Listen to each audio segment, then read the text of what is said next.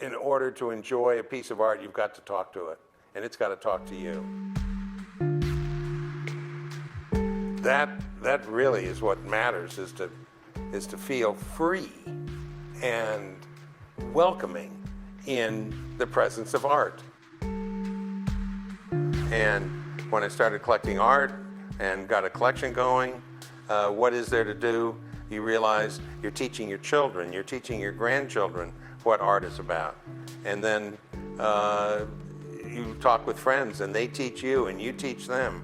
So really, when it came time to do something for my 80th birthday celebration, I thought, wouldn't that be great if we could put together an exhibition that traveled to universities where the family has an association and teach and use the exhibition as a teaching exhibition.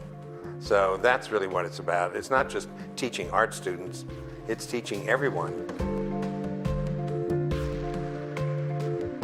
Contemporary art is really just another form of communication.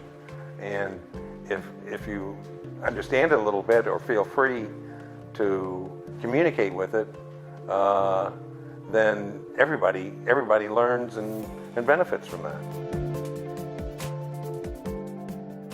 Philanthropy has to be taught, and you have to want to help people understand.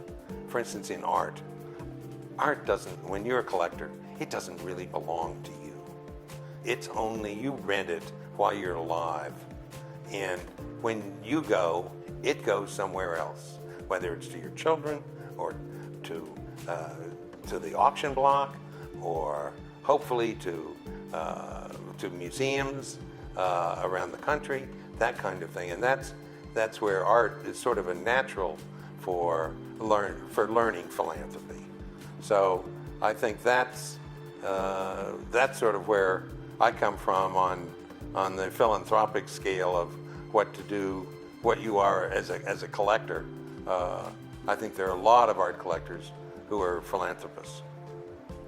What is my process? Well, first I go to the gallery. I almost never buy from a slide or from a computer image.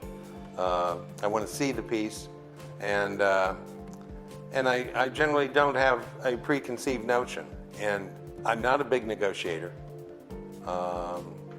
If somebody tells me the price, I'll say, is that your best price? And sometimes they say yes, and sometimes they give me a little better price, but I do not haggle. I don't know, maybe that's dumb, but I feel comfortable doing that, and as a result, I think I have pretty good relationships with the galleries, and I have opportunities to buy things that they'll pick up the phone and call me and say, Blake, I put a piece aside that I think that'll fit in your collection very well, or that you'll really like, or something like that. And so that's another way of acquiring elements for the collection. So the key is to feel free to communicate back and forth with the artworks you look at. And if you find something you really connect with or you really love, if you just love the aesthetic, then consider it for your collection.